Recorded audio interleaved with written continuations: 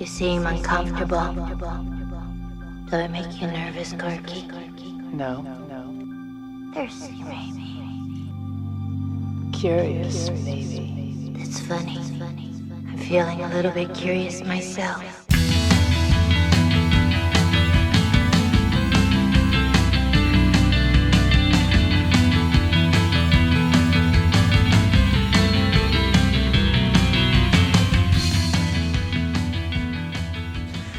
Mr. Gray, thank you so much for your helpful suggestions, because I am trying to be the very best podcaster I can be for you. Welcome to Pleasers and Punishers, where we talk about movies that people love to watch, movies that ruin your today, tomorrow, and yesterday, and all things kinky and queer. I'm Caitlin of the North. And I'm May. Does this look sexual to you, Schultz? And today we're discussing, is that how you don't have babies? If your sperms get squozen. And we are finishing up Fetish February with Secretary from 2002, directed by Steven Shainberg, written by Aaron Cressida Wilson, starring Maggie Gyllenhaal, James Spader, Jeremy Davies. Oh, Peter. I love Jeremy Davies. Me too. Oh, I know, right? Stephen McHattie, Leslie Ann fucking Warren, and I'll just throw in Oz Perkins as well, because he is just sitting there. He has one line in the whole movie, right? One line? Incredible. We can't not say. And then, of course, the score by the one and only Angelo Badalamenti. Excellent. Unbelievable. Returning to join us on this quest through early 2000s kinkery is our honorary third co-host, Kayte Terry. Welcome back, Kate. Hello, I'm already giggling because this movie makes me giggle.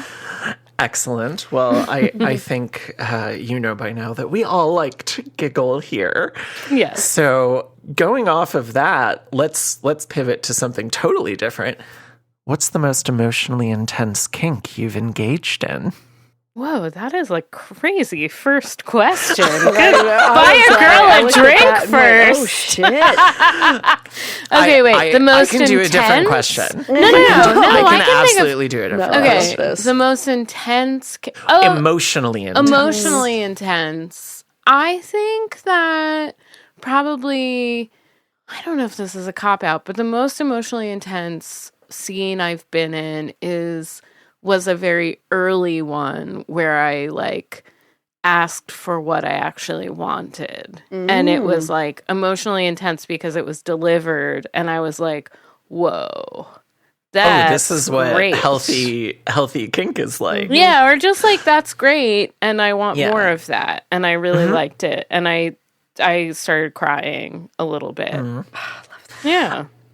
Honestly, I think if kink can make you cry in a positive way, it's one of the most beautiful feelings in the world. Sure, yeah.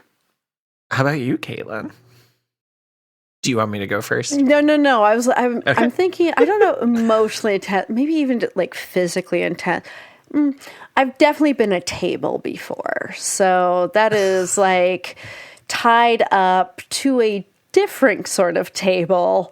And then acted as, let's say, you put a coffee cup on me, or oh yeah, that's so you put fun. your feet up, those kind of things. Was that emotionally intense? I know. I was I don't know if emotionally intense. As I said recently, and by that 2 days ago to someone.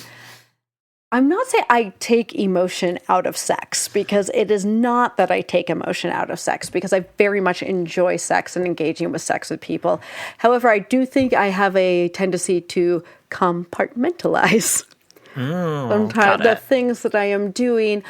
I will say I think it was really emotional in the way of, as I have not necessarily talked about on this podcast, or I haven't really gotten into, but having previous to my current partner, I was in an incredibly abusive relationship, physically, emotionally, mentally, for about 7 years. And so this, again, idea of being tied up, being used as a table, but being with someone that is safe. And that you can engage with someone on a level of like, even though this is, you know, there is the, not dehumanization, but a bit of dehumanization with, you know, or being like, I want to be at table. Yes, objectification. Thank you. Literal objectification. Yeah, So You're I a want to table. be an object. But be like, this is a safe place for me to be. Is a very different experience. And that, I think, is the emotionally intense part of it. Yeah. For me, it was definitely when I did blood exchange with someone where we both cut each other and pressed those parts of our bodies together and let our blood mingle. And yeah, that was one of the most beautiful and intense and amazing things I've ever experienced. And I definitely cried a bit from that.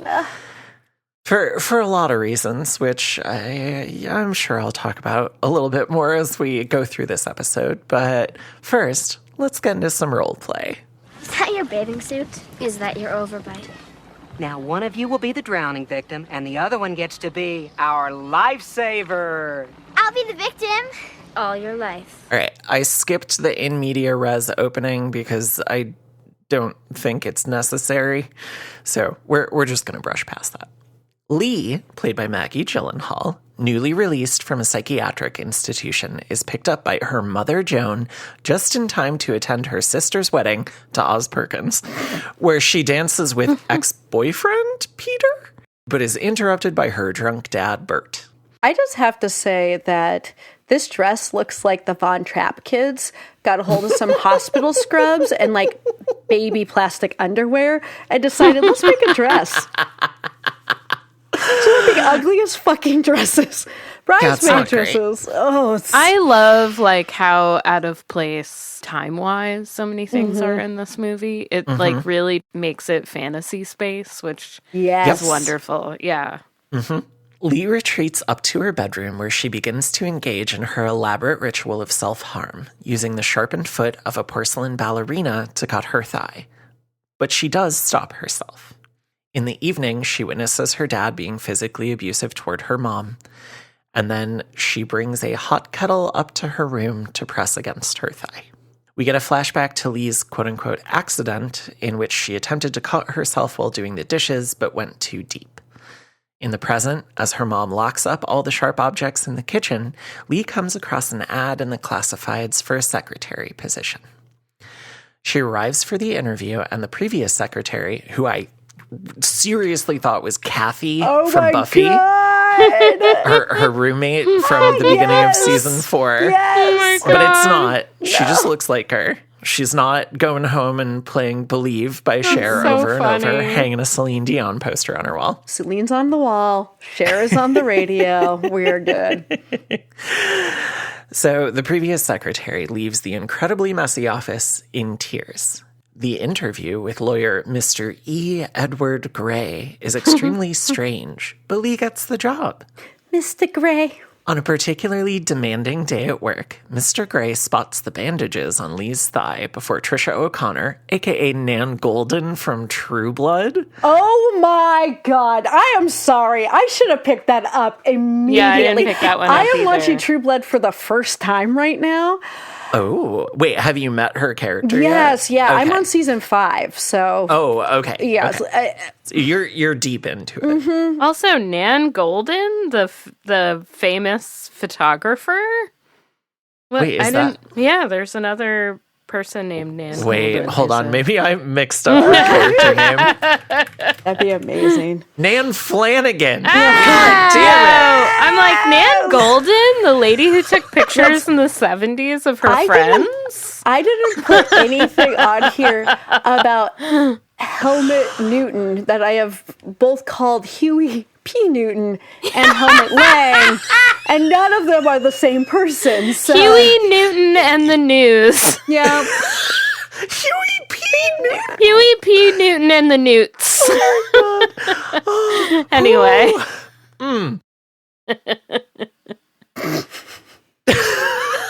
Jeff Flanagan. Trisha O'Connor shows up at the office, causing Mr. Gray to literally hide in a closet. As Lee asks her currently missing father to hold on the phone, Trisha stomps all over Mr. Gray's coat and gives Lee the message that he needs to sign the settlement. Her father no longer on the phone, Lee begins her self-harm ritual, but is interrupted by Mr. Gray. Submissive. When she comes in and just says that, you're like, Okay. While Lee is on a laundromat date with Peter, Mr. Gray drops off his own laundry and spots the two young folks flirting and kissing. He angrily gets in his car and pulls out a red Sharpie from his glove compartment, which he begins to use to point out Lee's typing errors at work. One day, Mr. Gray confronts Lee about her self-harm behavior, acting much more kindly than usual, and seeming to have a deep understanding of why she does what she does. He also states unequivocally that she will never, ever cut herself again, to which she agrees. Lee finds freedom in the instructions given to her by Mr. Gray, taking a walk alone for the first time in her life. After another typing error, she is summoned to his office, where punishment is administered in the form of powerful spankings as she reads the letter. And that's when I get wet. well, I mean, my God. I was going to say, one, taking a walk alone for the first time in your life as an adult is a wild concept to me as a latchkey kid. Two, oh my God, this scene. Read the letter again. Read it again.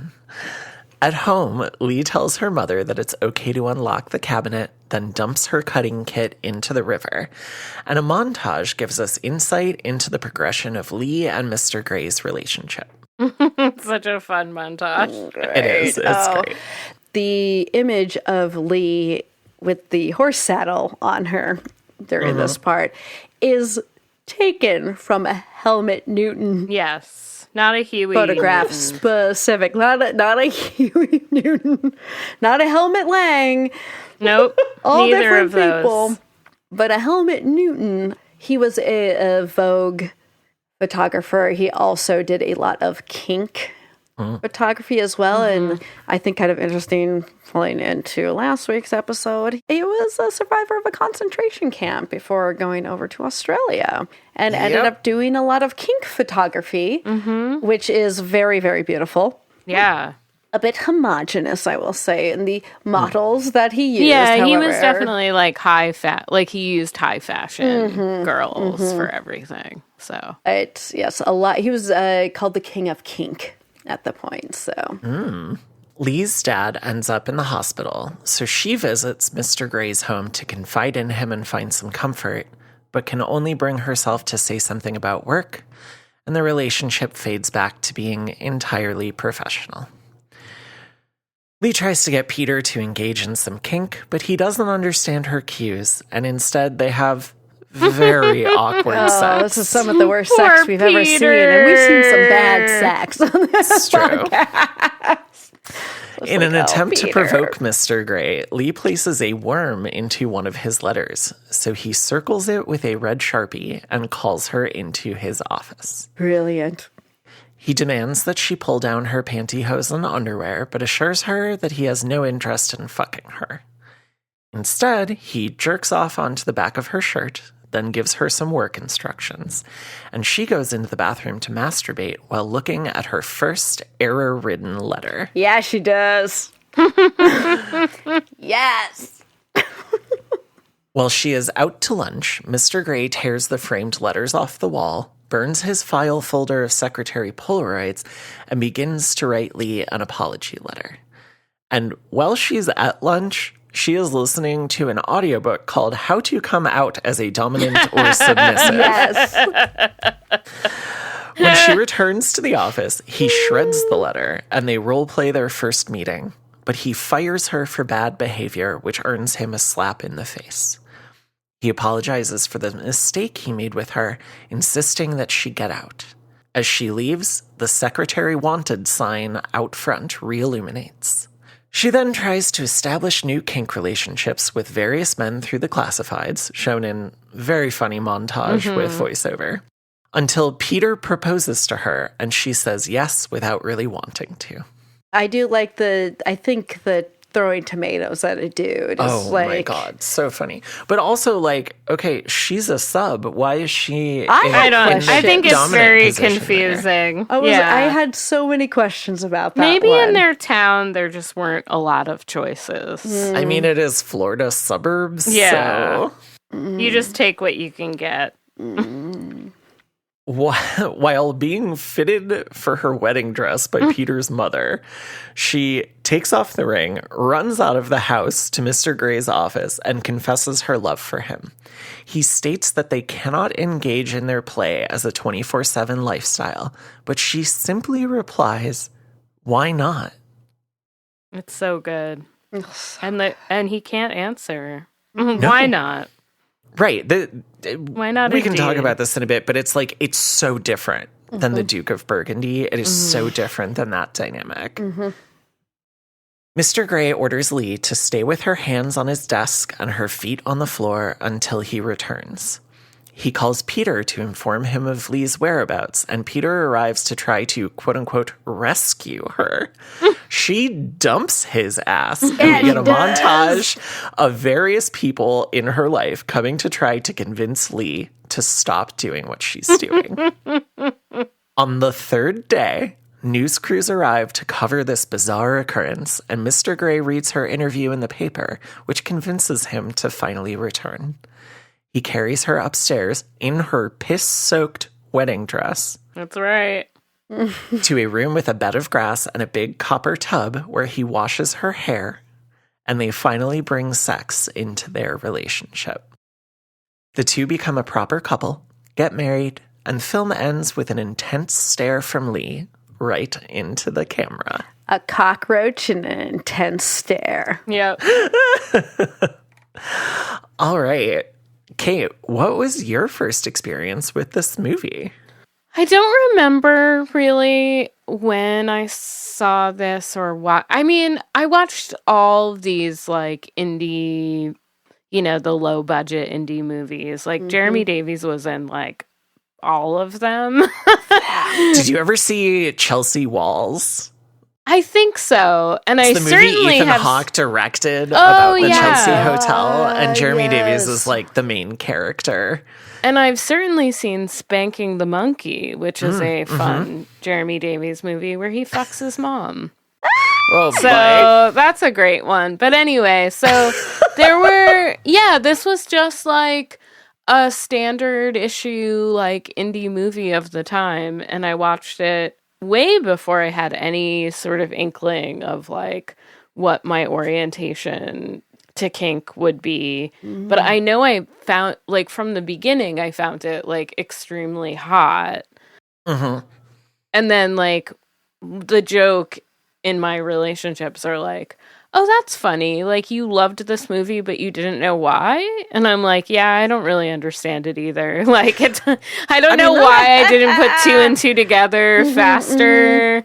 That feels like a common queer experience. Yeah, I guess that's so true. many different things. It's like people watching something and being like, oh, this makes me feel a certain way, and not figuring it out until they're like, oh, it's because I'm gay, or oh, it's because I'm trans. So I feel like that makes sense with kink. It does actually. Especially like this came out in 2002, so you were like in your late teens, right? Or early 20s. Yeah, late teens, early 20s, and so you were still figuring your shit out. Yeah, so like, yeah, I think of this as a 90s movie for some reason, which is weird, but I guess it's close. But anyway, it feels like more like a late 90s movie. It looks like a 90s and it looks like a movie 90s too. movie. Which we'll definitely get into. But since then, I've seen it a cajillion times. Wow, that's a lot of time. I know, right? And I'll like get into this way more, but I do think it like functions as porn for me. Mm-hmm. And I've also read the short story it's based on a few times because I love Mary Gateskill. It's completely different, and she has a lot of things to say about it also. It's very interesting. Yeah, but it's a movie that I appreciate quite a bit. I've always loved it. I think it's very... And, like, it's funny. I'm the most critical of it probably now, but maybe just because I've seen it so many times. There's more representation in kink now. Right. There's other films that we can watch that have different types of kink like this is a movie relationships. that you kind of have to, like, grasp onto, I think, or, you know, like... Yeah. Like, at the time... Yeah. This was like the one. Yeah. Oh yeah. I mean, Caitlin, go ahead. Tell me about your first experience with this movie. I was trying to remember if I'm almost positive I saw this when it hit video in 2002, 2003. I probably saw it with my mom. Whoa. Whoa. If I had to guess at that point, I probably saw it with my mom.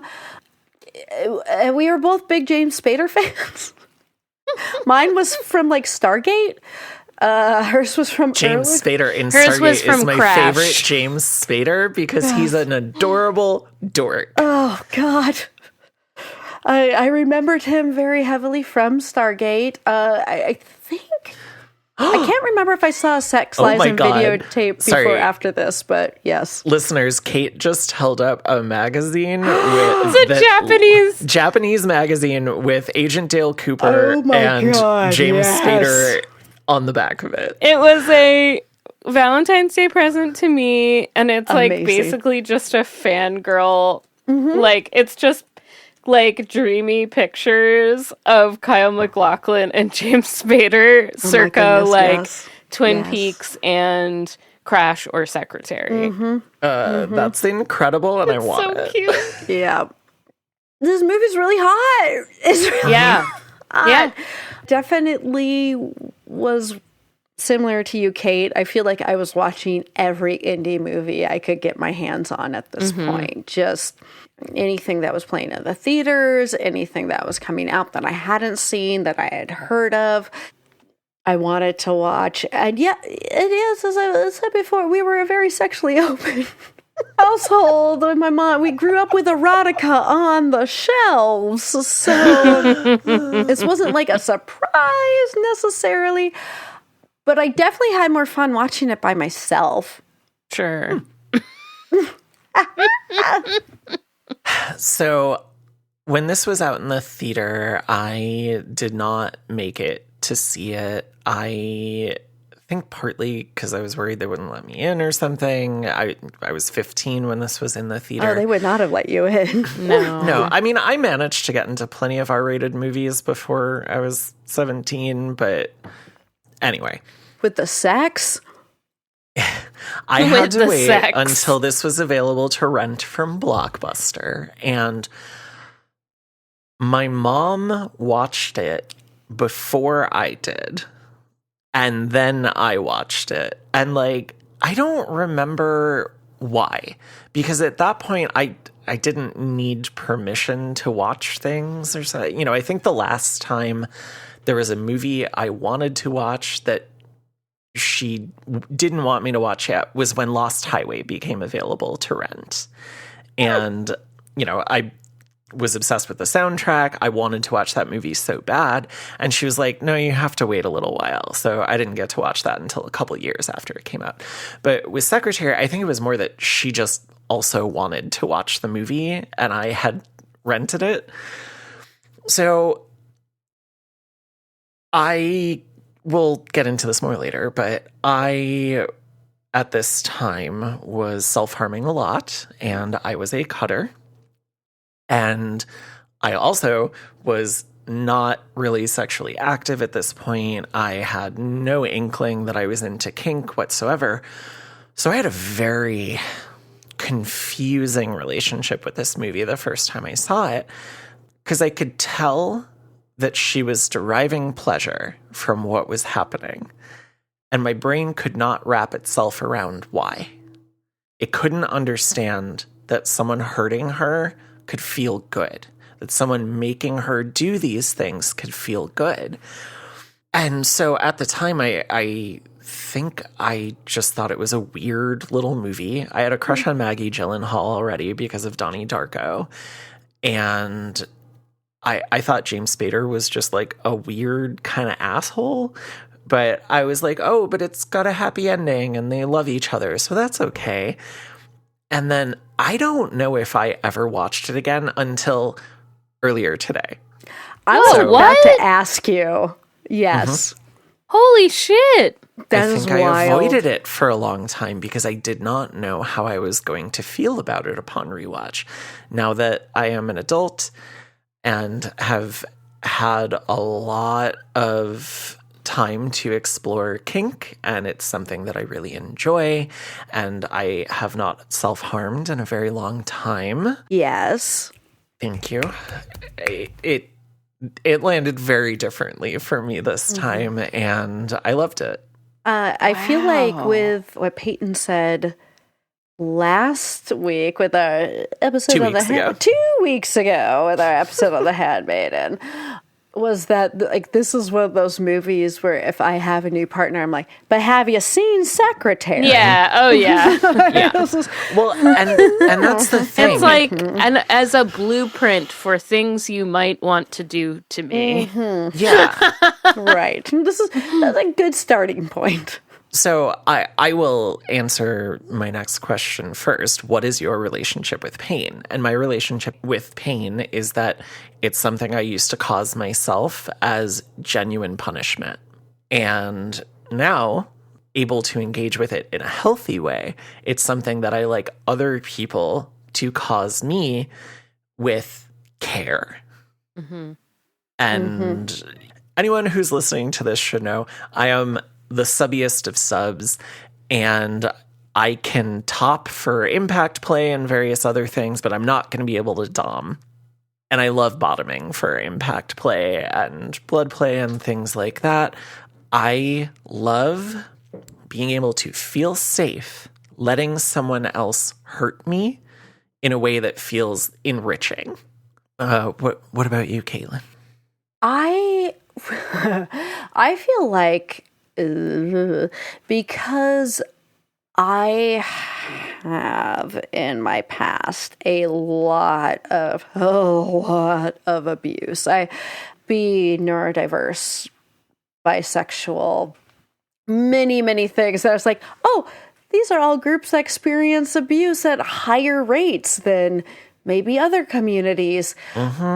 Growing up, I went through a lot of abuse, and like I've said it before, being able to reclaim that.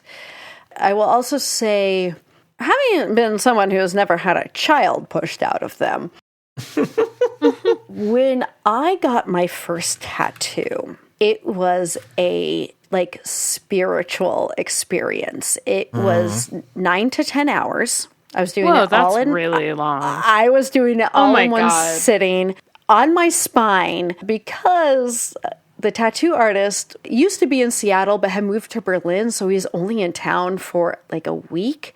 And I had him for one night, and I was like, we are finishing this fucking tattoo.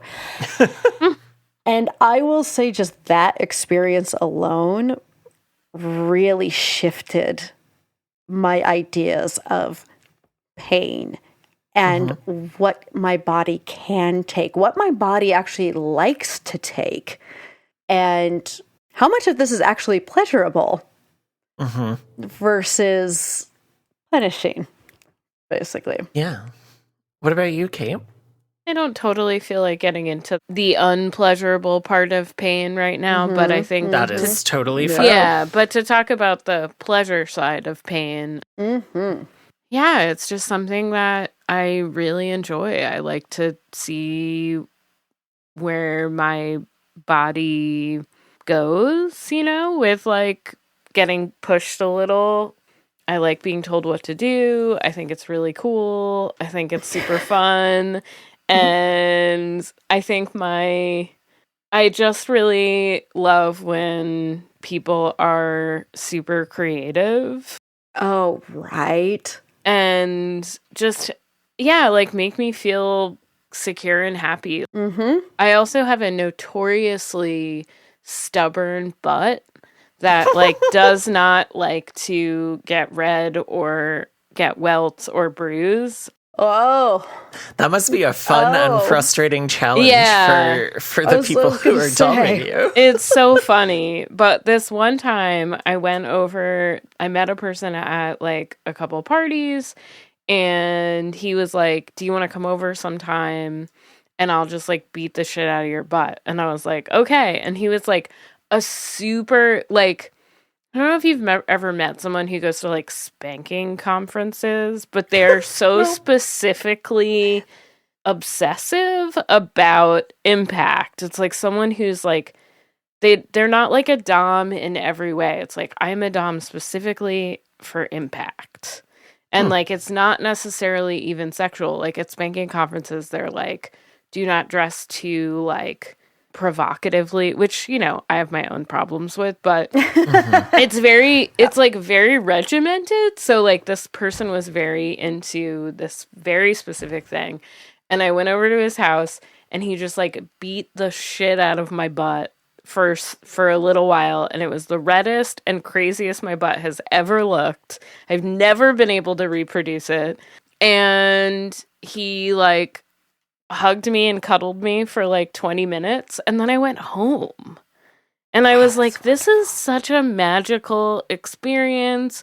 I didn't even feel like I had to like have a conversation about, which I would have, about like, oh, well, now does this proceed? Like, is this foreplay? Right. Like for the way the situation worked out, it wasn't. It just was like, this is what we're here for. And then you're going to go home. And I was like, cool. I love this. And like, there's something about that and like someone's dedication to delivering and also my dedication to receiving that was like so magical. Yeah, that sounds incredible. Yeah, I was just so into it. So yeah, and also like for me, I don't necessarily need sex to like, or whatever, PIV or whatever that thing would be. I don't necessarily need that to be part of kink for me. Yeah. Sometimes the pain is enough. So I want to say, as also the only person on this podcast that would beat the shit out of someone, I do enjoy doing that as well. But doing that like with a partner that really wants you to. Yeah. Like, there's nothing like that. It is incredible of just, again, I think everything goes back to like the comfortableness and the control that each party has. And that makes things just so much hotter. Yeah. Yeah. I texted you, Caitlin, and I told you before we started recording, Kate, but my romantic sex and kink drives seem to be back finally, which, yay! But also, dating is not going great, and I just really want someone to hit me and then make out with me. Like, I want that so bad right now. I mean, are you open to just like going to a party? No, I have never had a good experience at a play party or anything because it tends to be very hetero focused. Oh yeah, see we have a variety here in I was gonna say in Philadelphia. Right, and it's like I still can't do casual, you know? Yeah. Like I think at this point I could have like a friend do stuff and be comfortable. A little fuck friend. Or just a little hit friend. A little hit friend. I don't know if I could have sex. Yeah. I think I could engage in kink with a friend. That's how I am. Not have the lines get wavy for me. But I think once we start getting into sex stuff, it becomes harder for me. That's how I am. I've learned that I'm like demi about sex, but less about kink, which is very interesting. And it's like, well, I don't know. Yeah. You know? Well, Different strokes. well, hopefully I'll figure something out, or Caitlin or I will get to visit each other sometime soon. I'm here. I'm here to spank the shit out of whomever. I know. Thank you. Well, let's move on before I get too flustered here and discuss the film's context in our next section, Faith and Chance. I can't exist by myself because I'm afraid of myself, because I'm the maker of my own evil. Goodness is only some kind of reflection upon evil. That's all it is.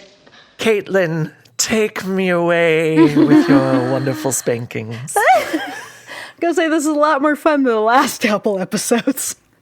For this movie, we are pre-mumblecore. Sorry.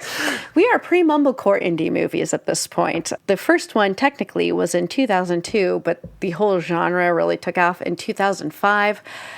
I feel like, God, remember when like all media wasn't owned by 4 companies? Yeah. Oh, how amazing that was.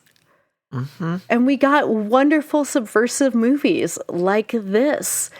So many of these like candy colored looks at small town life, normalizations of quote unquote deviant behavior. I feel like a lot of these indie movies were taking place in white suburbia, which was a lot of the rage at the time. I do love how Shane Berg specifically references My Beautiful Laundrette, which 1985, Stephen Frears, for its normalization of homosexuality, of people just living their lives. And he took that as an inspiration for this movie and BDSM. Also very funny, May. That movie has a Daniel Day-Lewis in it. It sure does. And I was going to say, there's a reason I've never seen that movie, despite liking several of Stephen Frears' films. Yes. I remember... Wait, do you not like Daniel Day-Lewis? Oh. What's going on? Oh, you haven't listened to our Phantom Thread episode I guess yet, not. Oh my God. I fucking hate him. I do not think he is a good actor. I don't like looking at his face. I think people who are over dedicated to method acting are assholes. And well, sure, I can agree. I have never seen him do a performance that I actually enjoyed. And I remember, and that came up, and I remember saying, "Have you seen any of his early work?" And you said "Last of the Mohicans," and I believe my response was, "Oh no!" You're like, "That's not early." Yeah, that wasn't. But My Beautiful Laundrette, In the Name of the Father, was a really good movie. Oh man, I love that movie. Some of his like Irish revolutionary Irish stuff. nationalism. Woo! Yeah, it was. Hit me real hard as well. So, if you are going to watch any Daniel Day-Lewis movies, I suggest 1985 to before Last of the Mohicans, because fuck that shit. However, I do feel like at this time, But I'm a Cheerleader came up in my mind a lot while I was watching this from 1999. The color scheme, again, the normalization of these deviant, all very much in quotations, these normal behaviors that people have in regard to suburbia and how these families were dealing or not dealing with these kind of things. But I'm a Cheerleader, Drop Dead Gorgeous, Welcome to the Dollhouse was 1995. Ooh, yeah. Even though I'm not a big Tim Burton fan, which is wild for people because I'm pretty gothy. He's an asshole. Yeah. He made some good movies, but he's an asshole. He's an asshole. However, I did think also of Edward Scissorhands with the cookie cutter, the primary, well, not primary, but the colors, the monochromatic outfits. Heavy influence of John Waters on a lot of this. I think one of the things all of these films have in common is a heightened reality. Yeah. None of these take place in actual everyday reality. And I think Secretary is the same way. Yes. You look at the way people are behaving in this movie and you're like, no, this isn't the real world. People are a little wacky And like his office is so bananas and I love it. God. Like wallpaper all over the place, like different kinds of patterns everywhere. The freaking orchid, like Those orchids. world. Orchid world. Orchid world in the corner. Mm-hmm. Yeah. Yeah, with the constant mist coming down. Has anyone had an orchid and have they been able to keep it alive? No, I have sadly never been no. able to keep a single plant I've ever I have a had snake alive. plant. So I would never try to have an orchid because I would feel so bad for killing it. Yeah. And also I've seen adaptation. Yeah, I need a dom to take care of my orchids. Is the Title of your sex message tape? here? I need a dom to take care of my orchids. That's such a like Mae West. Like, come on down and take care of my orchid. Come on down. It's a little dry. Ew. So gross. Anyway. I feel like if this was an episode of Fangs, the episode would end up being called Orchid World or Come Take Care of My Orchid. Take care of my dry orchid. This is just a shout out to a friend who I do not think listens to this. However, they like rehabilitate orchids and get them to bloom again. And I've always been like, That's Ian, delightful. How? How did you do that? Because my God. That's really sweet. You get they just die. They just die. Okay, don't get orchids, y'all. They're pretty for a minute, and then they're like just $100. die. They're Just go so look at them at the expensive. botanical gardens. Yeah. They're going to Also, take care of them so much I better love than that you will. none of the three of us are plant gays. Oh God, no. No, I mean I love a plant. I don't Oh, have yeah. plants, but I love a plant. Like I love. I'll be out in nature. I am a member of several like botanical gardens / like Love a botanical outdoor garden. gardens, arboretums. I love an arboretum. Oh, that walk that you and I took when you were here out by the Oh, that bird was sanctuary. so lovely. Yes, I love a l- sanctuary. Honestly, that was like one of my favorite memories of last year. It was so beautiful there. It was absolutely dreamy. All right. What else we got, Caitlin? We have that Caitlin has a death thumb when it comes to plants. So Thumb of death. yeah. I was gonna say, but not even though I really fucking hate this next movie that I'm going to mention, was that yes, the heightened reality. Wait, what's the next one you're going to mention? Because the next one I'm going to mention is Frances Ha. That came out in 2002. and that was kind of considered the first mumblecore, which is I've never very seen it. different. That's when things get twee. Yeah. Things start getting really twee. It is more on dialogue than it is plot, and it's supposed to feel like a more like real world aspect, a lot more improvisation to things. I fucking hated Frances Ha so much. I've never seen that one, and I've seen a bunch of mumblecore movies that don't really do much for me. I like mumble gore. I like it when you take them. Yeah, I like Your Next is a mumble gore movie. It has a more naturalistic type of dialogue and conversation, but it's in a genre movie. It's in a horror movie where bad things are happening and it's scary. And it works more for me there because it's like, oh, these are real people in this situation. The stakes are upped. This is not a heightened reality. I will say Frances Ha, I was certainly confronted by this was another, like, I am confronted by your level of privilege right now that I have never had in my own life. And I cannot, like...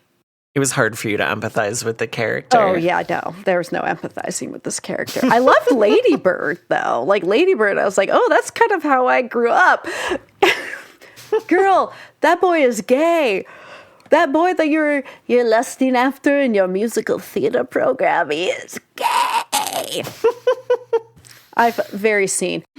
However, going back to Francis, yeah, the mumblecore then eventually became kind of this primary indie movie mode after this movie from really 2005. I feel like the heyday lasted to 2012. We will still get these kind of movies, but they're not as ubiquitous as they were at the time.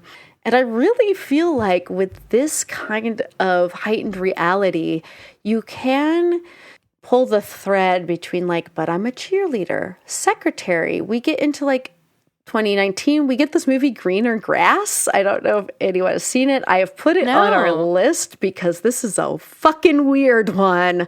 Never even heard of it. I'm going to put it on my letterbox. It's the similar, like, bright colors, suburbia. It is surreal as fuck. This, Barb and Star go to Vista Del Mar, 2021.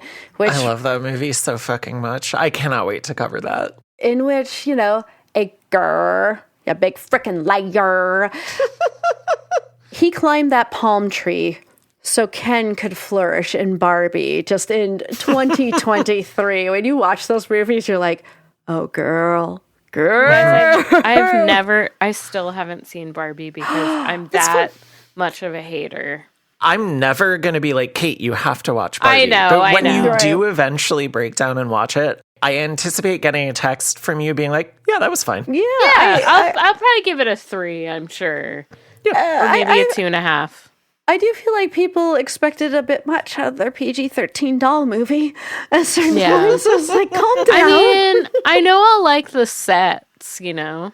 Oh, you're going to love the production Sets, design yeah, I and the was gonna say the costuming so production. much. But I got so annoyed. Like with Barbenheimer, I was like, I can't take this. I'm not watching either one of these movies. Fuck off forever. Yeah. I was going to say, and speaking of movies we might have been annoyed with at the time, what the fuck do you think E.L. James took the lessons from this movie as she had a Christian Grey? Oh, God. Maybe Yeah. that makes me... I will be mad about that forever, I think. Yeah. Yeah. Repressed Mormon woman writes Twilight fanfic, then adjusts it to fit into a world that more closely resembles Secretary without supernatural stuff happening. And it's trash. It's terribly unhealthy examples of kink. And so many, again, repressed women who are stuck in heteronormative, kinkless relationships worshipped those books when they came out because it was like their first time experiencing any kind of kink literature. And instead of going, ooh, I want to look into more of that and learning like, oh, that book's actually really unhealthy depictions of kink. Here's what I can do to introduce that into my life in a healthy way. So many women ended up in so many abusive relationships with men who took advantage of that wave of popularity. And I read this really interesting article about, it's called The Question of Ziplessness, Why Secretary is a More Appealing Depiction of BDSM Than 50 Shades of Grey by a writer, Judy Berman. This is back in like 2015. And one of the things that she writes about is it really comes down to Secretary is just a more appealing version of love. In general, like even though there are certainly issues of consent that came up at the time when this movie came out and with the power dynamic within the movie, and at the same time the ziplessness that they are so tuned to each other that they don't necessarily have to. Like, they already know what each other is thinking, and this is such a much more appealing way of going about, well, I mean, than signing a contract, certainly. That was going on. But the fact that there are two characters operating within this world of BDSM as the dominant, both named Mr. Grey. However, it does feel like one is aware of the subculture. One is operating within the subculture, and then the other one is just, like you said, purely, I am looking at this from the outside completely. Yeah, it's the perversion of a power fantasy that is engaged in an extremely unhealthy and inequitable way. Yeah. Well, what do people think of Secretary, Caitlin?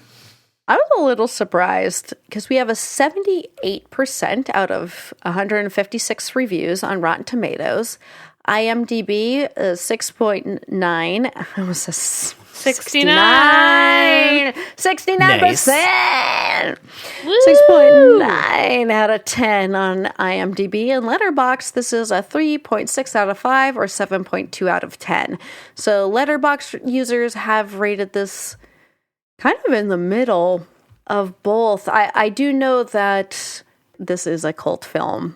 This is not a film that hit the zeitgeist real hard. It was just like, we're all doing this now. Yeah. However, I think people rated it also potentially based off of their ideas of BDSM and maybe not the actual dynamic that was happening within the movie. How do I feel about it? Well, let's get into that as we dig into the meat, the goo, the viscera, the dumpster out back in a section we call Enough is a Myth. No. I've done enough. Enough is a myth. So, we already talked about heightened reality. And in a filmic world of strange characters, our two leads both seem to be coded as having autism. Now, this is something I definitely did not pick up on my first watch, but on this watch, it stuck out to me very, very strongly. Does this reading track for either of you? Do you feel like they're coded as having autism? Because everyone in this world is weird, but they are particularly weird about how they interact with other people. It's never hit for me. It's more of a sense of like, these are two people who have very specific ideas of what a relationship would be like, and then they don't know how to ask for those things. And like, obviously, Maggie Gyllenhaal's character has like other stuff going on, but I don't necessarily read it as autistic. But that's like fine. I mean, fine. I don't read that for me. But yeah, that's fair. What do you think, Caitlin? I feel that more for Lee than I do for Mr. Gray. I will say I feel with Mr. Gray that he is not comfortable with what he really wants to be doing sexually. It felt more repressed to me. Okay. Yeah. And a function of repression. And that, like, I want this thing, but I feel really bad about wanting this thing. Yeah. Yeah, particularly that anything that's going to bring me pleasure is I'm the wrong one. Interesting. For me, there are a lot of little behaviors that both characters exhibit, and there are things about their environments that also suggested this to me. His kitchen, which is almost entirely bare, except for matching blue glass jars that are perfectly evenly spaced along the counter. The way he eats his food during that same scene in the kitchen, the way he is obsessive about his orchids, the way he has specific spaces for different things. And especially the way he communicates with people. He's very intense, and I think at times can be very empathetic, but doesn't always know what to do with that. Because he sometimes has trouble communicating. But then in Most most times, I feel like. But then in the scene where he confronts her about her self-harm, he is so kind. That's true. So tender and so direct without being cold. And that, to me, feels very, very autistic. And a lot of her behaviors as well. The ritualistic nature of her self-harm. That all feels very Catholic to me. I think the repression, it's like, like read that as like repression, like Catholic repression. But like I get, it's interesting. I mean, that's also just like how I was raised. So it's like I understand that level of repression. Ding, ding, ding, ding. Well, and, you know, not to travel up my own ass, but travel up my own ass. Do whatever you want, whatever brings you pleasure, May. Look, I'm going to duplicate my consciousness, shrink down into a Fantastic Voyage ship, and then wait, is it Fantastic Voyage where they go inside a person? Sure. What is that? Like how we both went. Whatever. I'm abandoning this joke. Okay. I like that we can have these discussions and come at it from different perspectives and get different readings that are all valid. Yes. Film analysis is fun. Oh, yeah. Okay, so branching off of the communication stuff, the oddness of behaviors, Lee and Mr. Grey never have an actual discussion about the bounds of their relationship or the consent that would normally be given to engage in kink like this. And it's clear that at some point they do have a conversation before they like get married. But throughout most of the course of the film, there's no conversation. There's no specifically laying out like, okay, we are in a kink relationship. Here's where boundaries are. Here are things that we're both into, etc. Does this feel like an unhealthy kink dynamic to you? Or did the natural progression of their relationship and possible neurodivergence preclude the need for that type of discussion that would normally be warranted? I am going to kind of say like both and neither, maybe, because it's a movie and it's like very intentionally fantasy space, like we talked about, and sort of dream space. And I don't think that movies need to necessarily like represent the best of or like the most perfect of relationships. Like I think that it's okay to see like these kinds of relationships without necessarily like the negotiation part. Like it's cool that like sometimes you do see the negotiation part. Like the movie Baby Girl has some negotiations, which is really interesting. But like it's also more realistic, whereas this one is like dreamy. And we're existing so much in her head, in Lee's head, I think, that like I don't think it needs it. But I understand when people take issue with it. Yeah, I think it's similar to how some, especially gay men, were responding to heated rivalry and being like, oh yeah, the sex scenes are hot, but like, why aren't you showing the preparation? And what's his name who directs the show? Why can I not remember his name? I haven't seen it either, so I'm not gonna know it's just Eric from Are You Afraid of the Dark, who plays Glenn on Letterkenny and directs all of that. I don't know anything about heated rivalry other than I'm like, it's gay and hockey. Yeah. And it became a huge cultural thing. A huge cultural thing that I am just not a part of. I'm going to watch it at some point. There were gay men complaining about it. Yeah.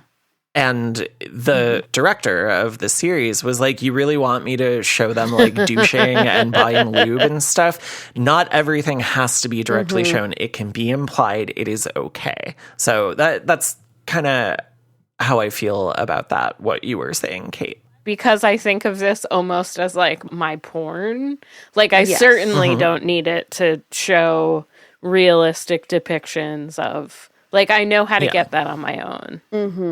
Yeah. And because it is set in that heightened reality world where, I mean, that wanted, so that secretary wanted sign by itself should tell us we are not necessarily operating in actual reality here. And no one would have that sign outside their office. That's not a good sign.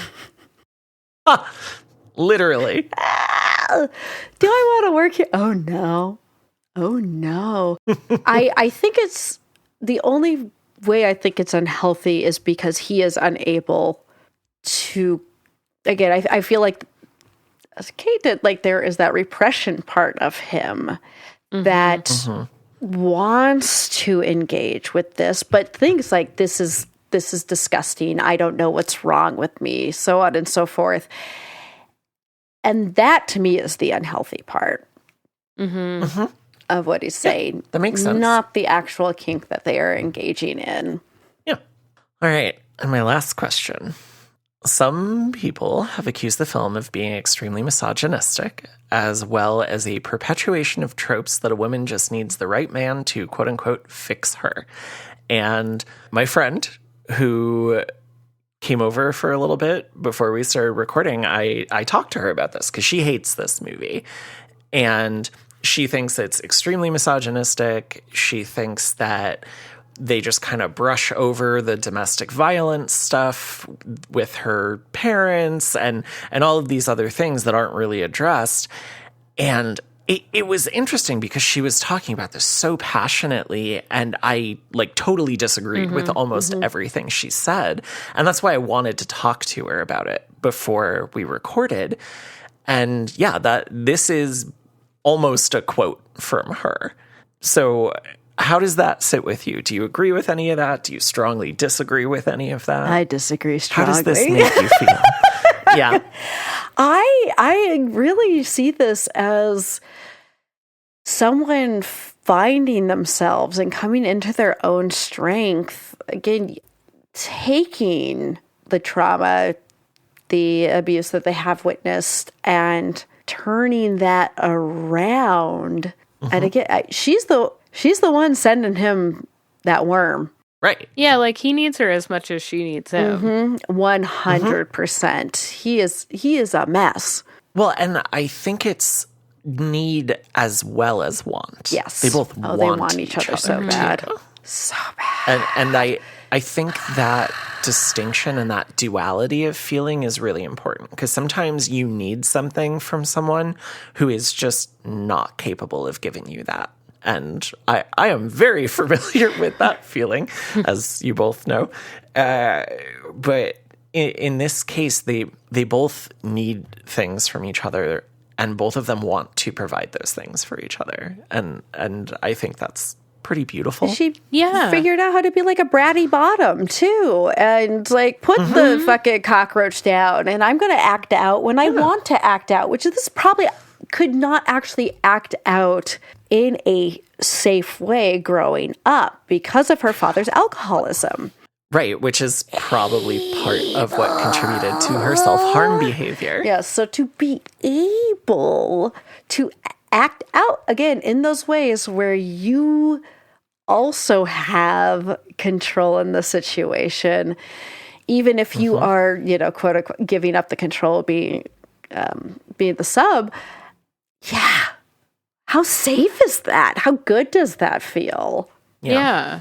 I mean, I've heard a criticism, my friend Luisa's criticism of this movie is that they end up like in a very traditional heteronormative relationship, and that's sort of like something that I think maybe in 2002, this is a movie directed by a man. I don't know. Maybe if it was directed by a queer person in 2026, they would think about that ending a little differently, and like maybe they would be okay, just like there wouldn't be the like, and so then we had this perfect marriage, and it's and like their perfect marriage is twisted in a way that's wonderful that I really enjoy, but like I do think that's an interesting criticism of it. That they're freaks. Why do they need to have like this traditional pairing at the end. Like, it would be cool if they didn't need to, like, reinforce heteronormativity. But you know, that's just, like, also, that's, like, a criticism of a movie in a way that's, like, I would like that, but, like, obviously, in the same way that I don't need them to show consent negotiations. I don't necessarily. Yeah. And I think with that goes back to, like, actually what Shane Berg wanted to do, which was the quote-unquote normalization of these behaviors, which... Yeah. What's more normal than a heterosexual marriage? Yeah, and, like, it's sweet when she's like, and so we have this perfect marriage. She's, like, tied to a tree and getting fucked. And, like, that's really, obviously, extremely hot. Oh, my God. Have showed that to so many partners in the past and been like, P.S. Just, if that comes up at any time. If there's a tree... I don't know. If there's a tree, if we've got some room. Yeah, whatever. So I had mentioned, I've read the short story, and, like, it's very short. It's by Mary Gateskill, and it's in a collection of stories about young women who are kind of, like, behaving badly or, like, pushing boundaries and trying out all sorts of things. And, like, you feel more of, like, sort of this alienation that, like, Lee has this alienation from traditional family and her sister and doesn't quite know what to do with it. And, like, she grows from her relationship with Edward in a different way because, like, she just leaves after there's the one scene where he, like, spanks her and then, like, comes on her back, and she's extremely turned on by it, but then she leaves and she doesn't ever come back. And so the way she processes it is, like, he was kind of an asshole, but I also, like, learned a bunch of things about myself. And I think they're both really interesting, valid ways for, like, a young... Like, the way you process your sexuality through things that happen to you is often extremely messy. And, like, you know? Yeah. And, like, things happen that probably weren't great sometimes. Like, there are things that, like, maybe you sort of went along with or whatever. And, you know, I don't want to make any sort of light of, like, consent or anything like that. That's not what I'm trying to do. But I do think that, like, you do some things maybe that you later think about in a different light, and you're like, this was very, very exciting and titillating to me, and, like, I'm super turned on by it, even though I know it's probably not the greatest thing I did. How do I take the things I learned from that and use it in the future in ways that are consensual and lovely and, like, you know, reinforce the things that I want to, like, experience in my future sexual life, you know? Yeah. Yeah. All right. Well, no, I have a lot of... I have so many thoughts about it. No, I love everything you said. And before we move on to our next section, the last thing I want to say here is I don't know why I'm just saying my friend, one of Abigail's concerns was, okay, so she's not working anymore. She's a housewife, and he's still going into the office, and he has another secretary. Who's to say he's not going to start this kind of relationship with that secretary? And my rebuttal was, because he doesn't need to, because he's getting his needs met. He's feeling fulfilled from his relationship with Lee. Yeah. So I don't think there's any reason to think that would happen. No. And if it did, maybe they would have a lovely open relationship. Could also be a thing. Yeah, exactly. I mean, who knows? I feel like that's also, like, writing another plot into a movie that, like, doesn't need to exist. I don't know. Yeah. Well, one of the great things about being in an open relationship is you've got a lot of people in your life, and you need a lot of people to play games. And I think now it's time to play a game. Hello.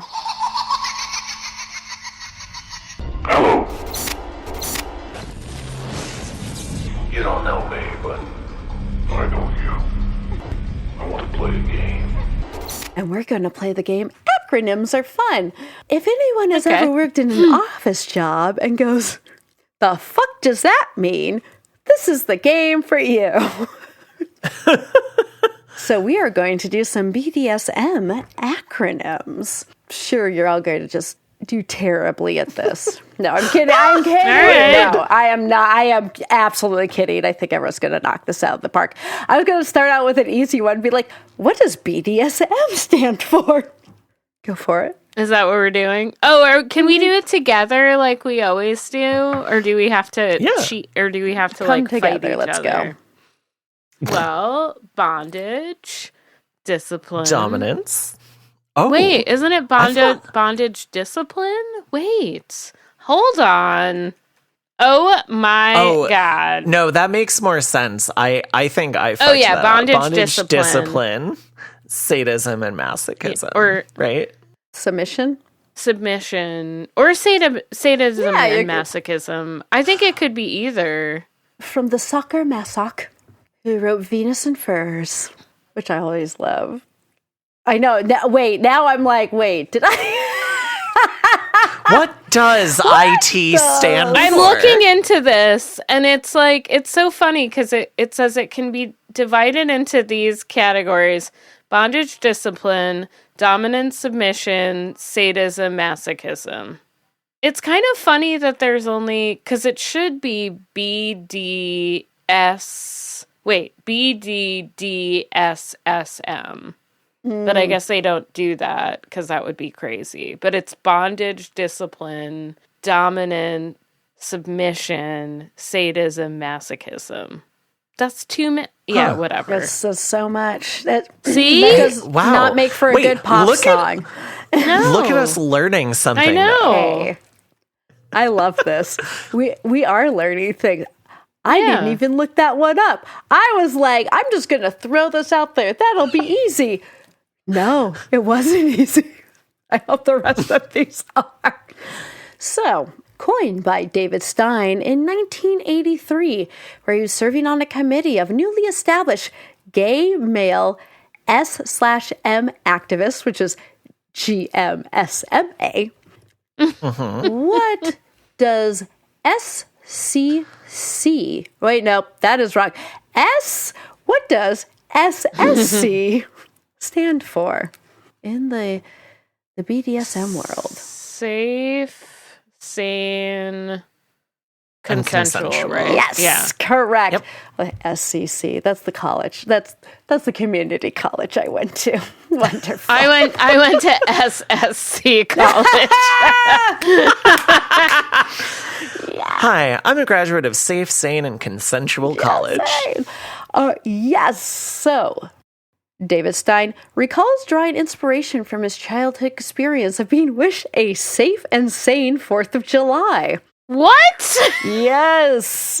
And this says the intention of this committee, they had a committee, was to distinguish themselves from, quote, harmful antisocial predatory behavior. So they were worried about predatory doms coming in, taking advantage of people who are new to the scene. And so this was kind of what they came up with, again, back in 1983. So we're going to move up a little bit to 1999. RACK. Yeah. RACK. I know this one. Fuck. I feel like I should know this one. Risk-aware, consensual kink. Yeah. Yes. Woo! Look at me! Yes. So similar, however, one takes kind of the idea of sane out of it because some kink could definitely be seen as quote-unquote insane or unsane to some people. And this shifts it from safety. The idea was to shift from safety to risk-aware because not all kink-related activities are safe. So it's safer. Actually, one of my favorite things on this is first proposed by Gary Switch. And in what a great name. Right? Gary Switch, you go. Switch. In his own writing on the subject, he speaks about the importance of including kink in the acronym to make sure people are clear what exactly we're talking about, and because it makes a quote-unquote snappy acronym. I was I always yes, think of like snappy acronym. putting someone on the rack. Which is why, but I love, what's his name? I almost said Gary Switch. Gary Switch. Oh my Gary God. Switch. Patrick Verse. Contributing editor for Prometheus magazine, which is the very first BDSM organization found in the United States. It was a publication by the Eulenspiegel Society. I will tell people where I got a German this, right? Of course, like Eulenspiegel. Hello, my name is Gary Switch from the Eulenspiegel. I'm from the Eulenspiegel Society. All right, what's next? Stop giggling. Okay. Next one is prick. Oh boy. P-R-I-C-K. Practice responsible, informed, and consensual kink. Yay! So close. This one is so close. This is personal personal responsibility. Yes. In this article that I basically just took everything from. This was also something I love. They're like, in researching this article, I couldn't find a consensus on the author of prick. Okay, so what is the full acronym? Personal responsibility, informed, consensual kink. Got it. Okay. Just wanted to make sure I actually have the right words in my brain. I just think it would be really funny if that was like started by like Johann Prick. As another one. I don't know why. Snappy acronym. Gary Dildo. And this one, yes. And this one is about the extra emphasis on the notion that you can't really give consent unless it's informed consent. So that is what this. And then we have there's a new one? There's a 2014 CCC. I think it just used to be 3 C's at first, because when I was looking this up originally. Wait, isn't that what you just said? CCCC. Sorry, there's 4 C's. Oh. I should have said CCCC. You're correct. I did say 3 C's. Because my brain just stopped after a moment. Like that makes sense. 3 of them. But say CCCC. Consensual conversation I don't know. Cack. Okay, Wait. does one of the C's stand for consent or consensual? Consent. Okay, consent. Which C is That's the third one. Okay. All right. And you were not also off with conversation. It's communication. Oh, communication. Yes. So those are the 2 middle ones are communication and consent. Okay. Consent. And then, blank, communication, consent, blank. Collaboration? Stop, collaborate, and listen. Ice is back with a brand new mission. Oh my God. Ding, ding, ding, ding, ding. No. Crocodile. Wait, okay, let's get serious. Caring, communication, consent, and caution. Oh, I love that. That's nice.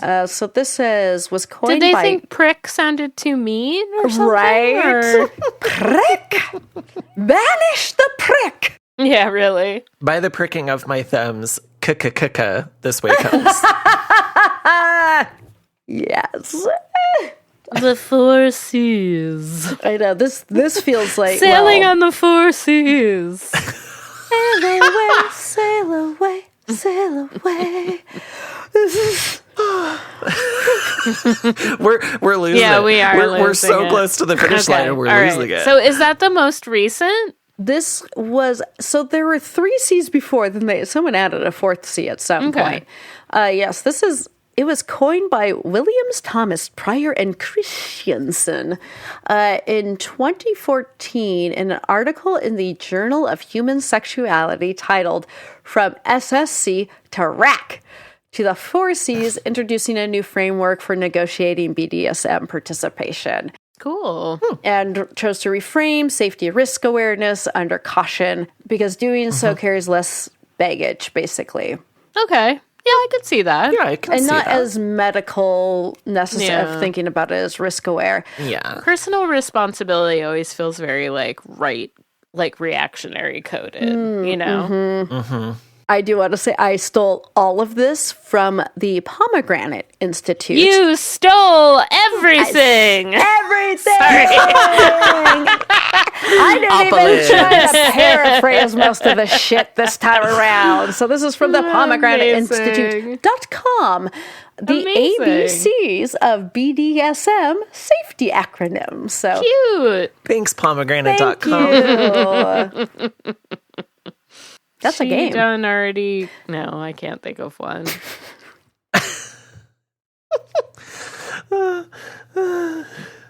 No, we're talking about our categorization right now of this movie.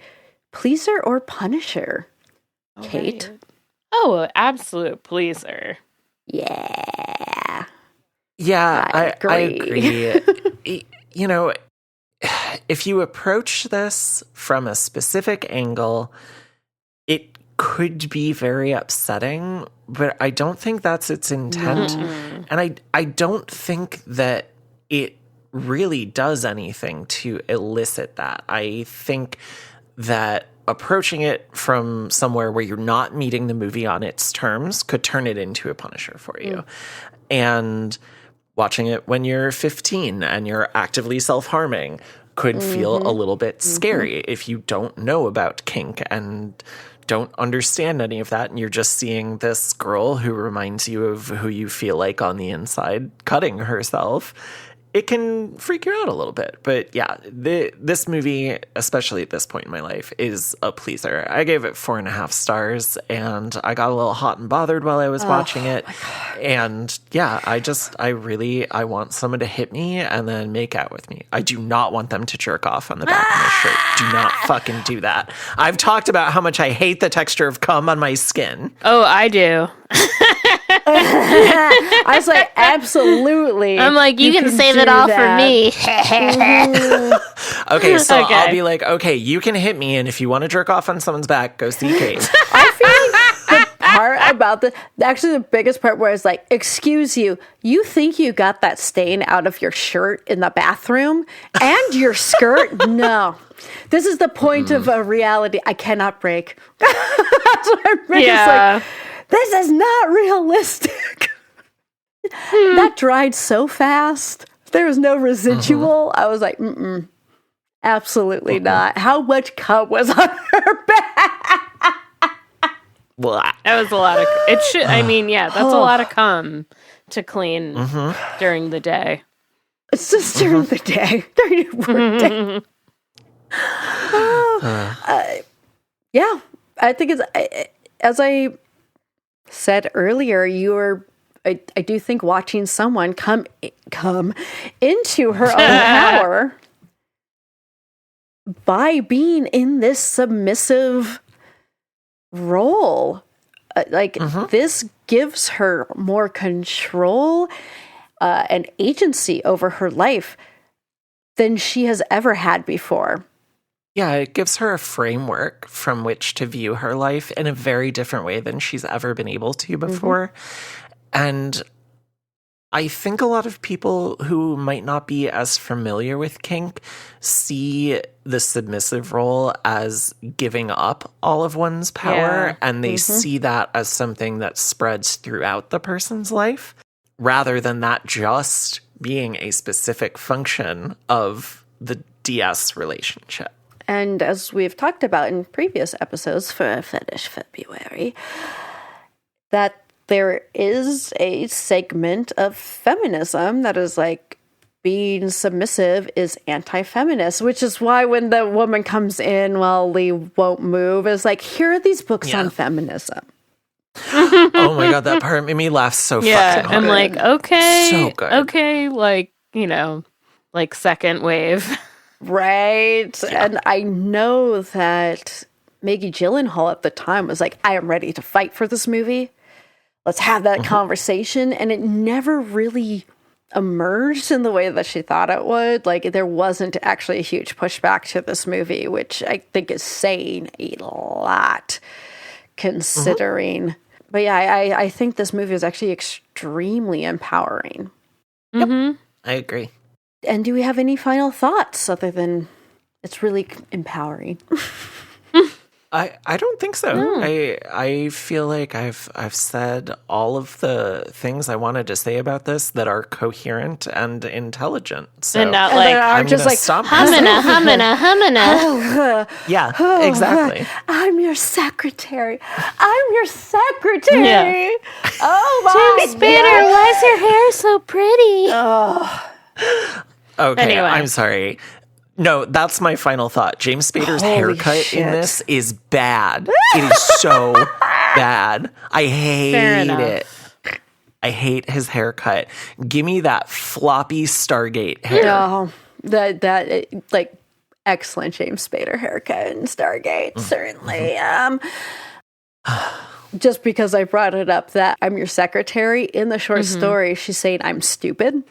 And that was something that they changed. I know. They actually shot it both ways. Interesting. But felt that, saying I'm your secretary was, again, a lot more empowering and felt more joyful.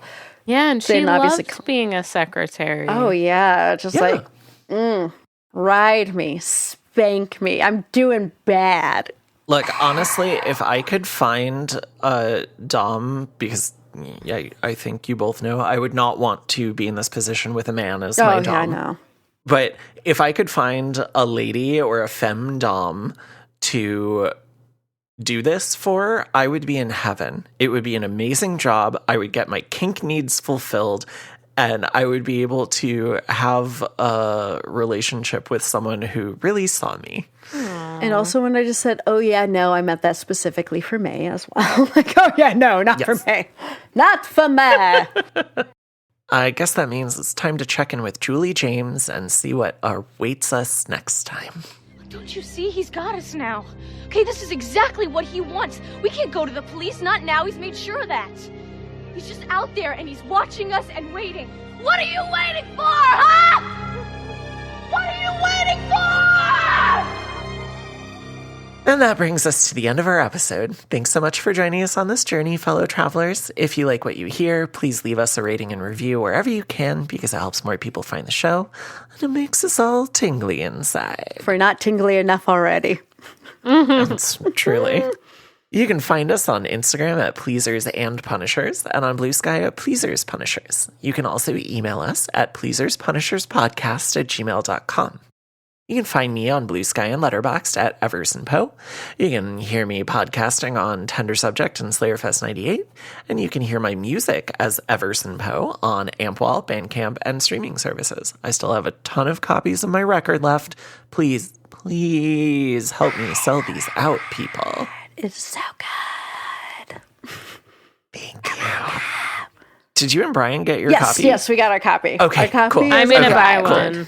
Oh, thank you, Kate. All right, Caitlin, where can you be found on the internet? I can be found at Caitlin of the North on Blue Sky and Instagram, Cat of the North on Letterboxd, and on People Under the Scares, Patreon, Buffy Watch Along, Fuck My Hellmouth. Excellent. And Kate, tell people again where they can find you. You can find me no longer on Twitter at my name because Twitter sucks and I got hacked and it happened 2 months ago and I've still never I have sent at least 20 messages to Twitter and they will never give me my account back. Anyway. No one works there and they don't care. Go to Twitter. Look up Tender Subject. That's me. I'll put it in the show Thank notes. you. I have a podcast called Tender Subject. May is on it often. It's about cannibalism, body horror, and other transgressive and taboo ideas in books, movies, and art.